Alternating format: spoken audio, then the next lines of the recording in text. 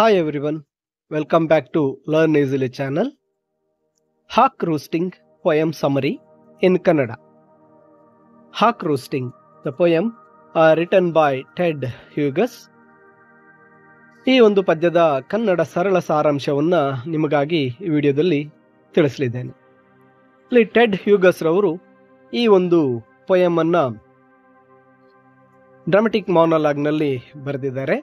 ಇಲ್ಲಿ ಹಾಕ್ ಅಂದಾಗ ಗಿಡುಗ, ಒಂದು ಗಿಡುಗವನ್ನ ಇಲ್ಲಿ ಸ್ಪೀಕರ್ ಆಗಿ ಮಾಡಿದ್ದಾರೆ. ಅಂದ್ರೆ ಈ ಪದ್ಯವನ್ನ, ಈ ಸಾಲುಗಳನ್ನ ಗಿಡುಗವು ಹೇಳ್ತಾ ಇದೆ. ಅದು ತನ್ನ ಒಂದು ಸ್ವಭಾವವನ್ನ ಹಾಗೂ ತಾನು ಅನುಭವಿಸ್ತಾ ಇರತಕ್ಕಂಥ ಫ್ರೀಡಮ್ ಅನ್ನ, ಆ ಒಂದು ನೇಚರ್ ಅನ್ನ ಎಲ್ಲವನ್ನು ಸಹ ಆ ಒಂದು ಗಿಡುಗದ ಮಾತಿನಲ್ಲಿ ಕವಿ ಈ ಪದ್ಯದ ಮೂಲಕ ತಿಳಿಸ್ತಾ ಇದ್ದಾರೆ. ಅಂದ್ರೆ ಇಲ್ಲಿ ಆ ಸ್ಪೀಕರ್ ಬಂದು ಹಾಕ್, ಗಿಡುಗವಾಗಿರುತ್ತೆ. ಅದು ತನ್ನನ್ನ ತಾನು ಒಂದು ದೇವರಿಗೆ ಹೋಲಿಸಿಕೊಂಡು ಈ ಪದ್ಯವನ್ನ ತನ್ನ ಸಾಲುಗಳಲ್ಲಿ, ತನ್ನ ಮಾತುಗಳಲ್ಲಿ ಹೇಳುವ ಹಾಗೆ ಈ ಹಾಕ್ ರೋಸ್ಟಿಂಗ್ ಪೊಯಮ್ ಅನ್ನ ಟೆಡ್ ಹ್ಯೂಗಸ್ ಬರೆದಿದ್ದಾರೆ. ಇಲ್ಲಿ ಮೊದಲಿಗೆ ನೋಡೋದಾದ್ರೆ, ಈ ಹಾಕ್, ಗಿಡುಗ ಅಂತಕ್ಕಂಥದ್ದು ತುಂಬಾ ಸ್ವಚ್ಛಂದವಾಗಿ, ಸ್ವೇಚ್ಛವಾಗಿ, ಕಾನ್ಫಿಡೆಂಟ್ ಆಗಿ ಒಂದು ಉದ್ದವಾದಂತಹ ಮರದ ಮೇಲೆ ಕುಳಿತಿದೆ. ಅದಕ್ಕೆ ಯಾವುದೇ ರೀತಿಯ ಭಯವಿಲ್ಲ, ಯಾವುದೇ ರೀತಿಯ ಅಪಾಯವೂ ಸಹ ತನಗಿಲ್ಲ ಅಂತಕ್ಕಂಥ ಒಂದು ನಿರ್ಲಿಪ್ತ ಭಾವನದಲ್ಲಿ ಅದು ಕುಳಿತಿದೆ. ಆ ಒಂದು ಉದ್ದವಾದ ಮರದಲ್ಲಿ ಕುಳಿತಿರ್ತಕ್ಕಂತಹ ಈ ಗಿಡುಗವು ಆ ಇಡೀ ಫಾರೆಸ್ಟ್ ಅನ್ನ ನೋಡ್ತಾ ಇದೆ.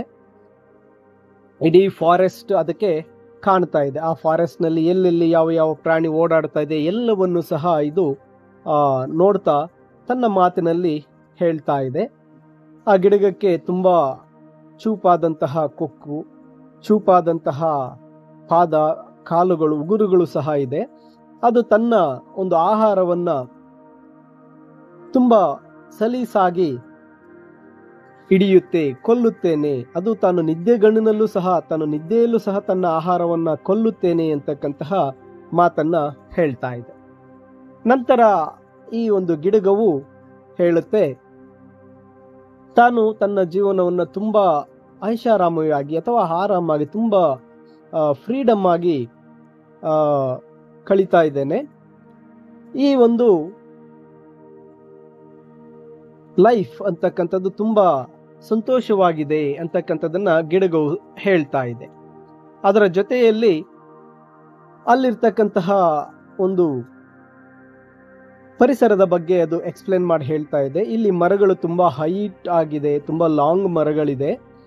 ತಾನು ಹಾರಾಡೋದಕ್ಕೆ ಇಲ್ಲಿ ಗಾಳಿಯೂ ಸಹ ಹೇಳಿ ಮಾಡಿಸಿದ ಹಾಗಿದೆ. ನಾನು ಈ ಗಾಳಿಯಲ್ಲಿ ತುಂಬಾ ಎತ್ತರಕ್ಕೆ ಹಾರಿ ಹೋಗ್ತೇನೆ. ಆ ಸನ್ ರೇಸ್, ಸೂರ್ಯನ ಕಿರಣಗಳು ನನಗೆ ಬಿಸಿಯನ್ನ ನೀಡ್ತಾ ಇರುತ್ತೆ.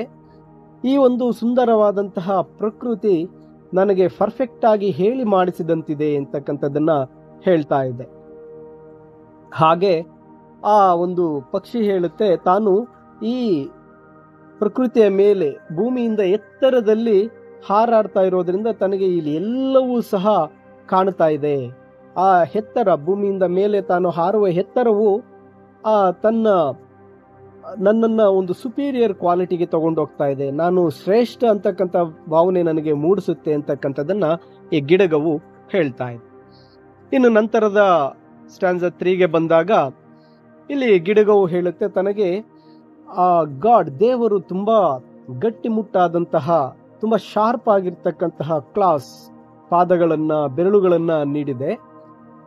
ನನಗೆ ಹಾರಾಡೋದಕ್ಕೆ ನನ್ನ ಮೈ ತುಂಬಾ ಒಳ್ಳೆಯ ಫೆದರ್ಸ್ ಅನ್ನ ನೀಡಿದೆ ಅಂತಕ್ಕಂಥ ಮಾತನ್ನ ಹೇಳುತ್ತೆ. ಇಲ್ಲಿ ಈ ಮಾತುಗಳನ್ನ ಗಿಡಗ ಹೇಗೆ ಹೇಳ್ತಾ ಇದೆ ಅಂದ್ರೆ, ಅದು ವೆರಿ ಹೈ ಪವರ್ ಅನ್ನ ಹೊಂದಿದ್ದೇನೆ ಅಂತಕ್ಕಂಥದ್ದನ್ನ ನಮಗೆ ಹೇಳ್ತಾ ಇದೆ. ಅಂದ್ರೆ ಆ ಗಿಡಗವು ಆ ರೆಕ್ಕೆಯ ಸಹಾಯದಿಂದ ತುಂಬಾ ಎತ್ತರಕ್ಕೆ ಹಾರುತ್ತೆ. ತನ್ನ ಶಾರ್ಪ್ ಆಗಿರ್ತಕ್ಕಂಥ ಕ್ಲಾಸ್, ಆ ಪಾದಗಳಿಂದ ತಾನು ಏನನ್ನ ಬೇಕಾದರೂ ಕೊಲ್ಲಬಹುದು ಅಂತಕ್ಕಂಥದ್ದನ್ನ ಹೇಳ್ತಾ ಇದೆ. ನೋಡಿ, ಆ ಲೈನಲ್ಲಿ ಹೇಳುತ್ತೆ, the hawk now believes he is God and superior to all other beings on the earth and in heaven. ಈ ಎಲ್ಲ ಒಂದು ಪವರ್ ತನ್ನಲ್ಲಿ ಇರೋದ್ರಿಂದ ತಾನು ದೇವರು, ಈ ಭೂಮಿಯ ಮೇಲಿರ್ತಕ್ಕಂಥ ಎಲ್ಲ ಬೀಯಿಂಗ್ಸ್, ಎಲ್ಲ ಪ್ರಾಣಿಗಳಿಗಿಂತಲೂ ತಾನು ಶ್ರೇಷ್ಠ ಅಂತಕ್ಕಂತಹ ಭಾವನೆಯನ್ನ ಆ ಗಿಡಗ ವ್ಯಕ್ತಪಡಿಸುತ್ತೆ.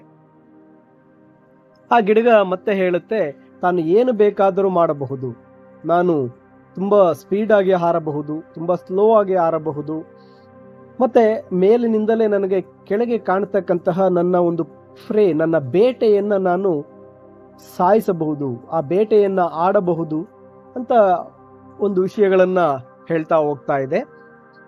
ಅದಾದ ನಂತರ ಇಲ್ಲಿ ಆ ಒಂದು ಗಿಡಗವು ತಿಳಿಸುತ್ತೆ, ತಾನು ದೇವರಿದ್ದ ಹಾಗೆ, ನಾನೇ ದೇವರು ಅಂತಕ್ಕಂಥದ್ದನ್ನ ಹೇಳುತ್ತೆ.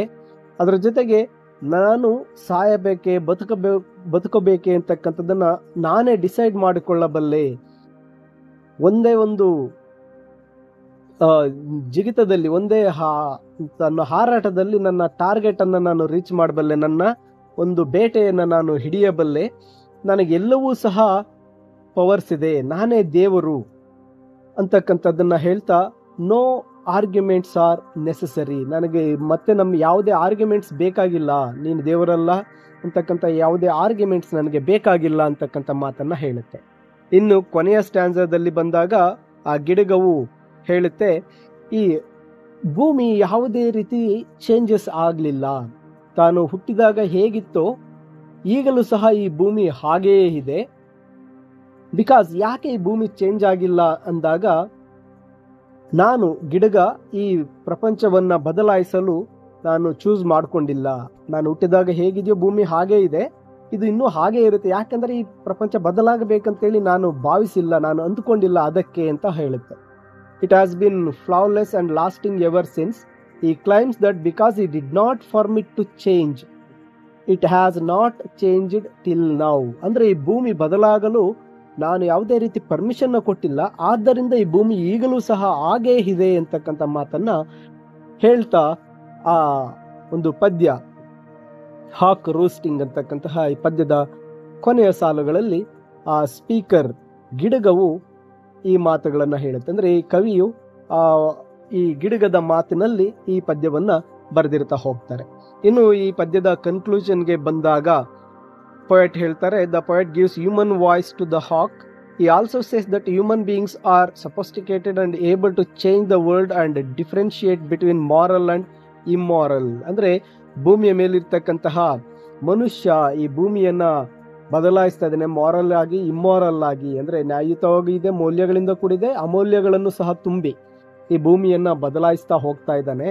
ಆದರೆ ಈ ಗಿಡಗವು ಈ ವರ್ಲ್ಡ್ ಲೈಫ್, ಡೆತ್ ಮತ್ತೆ ಆ ಒಂದು ನೇಚರ್ ಎಲ್ಲವನ್ನು ಸಹ ಆ ಗಿಡಗದ ಹಾರ್ಟ್ ಅಲ್ಲಿ ತುಂಬಾ ಪ್ಯೂರ್ ಆಗಿದೆ ಅಂತ ಮಾತುಗಳನ್ನ ಇಲ್ಲಿ ಹೇಳ್ತಾ ಹೋಗ್ತಾ ಇದ್ದಾರೆ. ದ ಹಾಕ್ is understood as A mirror making reader think about life, death and power, morals or immorals, and most importantly the relation with the natural world.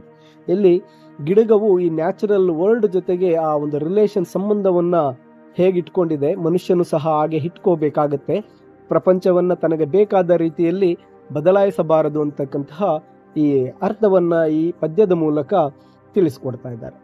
ಈ ಕನ್ನಡದ ಸರಳವಾದಂಥ ಒಂದು ಸಿಂಪಲ್ ಸಮರಿಯನ್ನ ನಿಮಗಾಗಿ ನೀಡಿದ್ದೇನೆ. ನಿಮಗೆ ಈ ವಿಡಿಯೋ ಇಷ್ಟ ಆದಲ್ಲಿ ಕೂಡಲೇ ಈ ವಿಡಿಯೋಗೆ ಒಂದು ಲೈಕ್ ಮಾಡಿ, ಹಾಗೂ ನಿಮ್ಮ ಸ್ನೇಹಿತರಿಗೆ ಈ ವಿಡಿಯೋನ ಶೇರ್ ಮಾಡಿ. ಈ ಒಂದು PDF ಅನ್ನ ಈ ವಿಡಿಯೋದ ಡಿಸ್ಕ್ರಿಪ್ಷನ್ನಲ್ಲಿ ಲಿಂಕ್ ನೀಡಿರ್ತೇನೆ, ಕ್ಲಿಕ್ ಮಾಡಿ ಡೌನ್ಲೋಡ್ ಮಾಡಿಕೊಳ್ಳಿ. ಎಲ್ಲರಿಗೂ ಧನ್ಯವಾದಗಳು.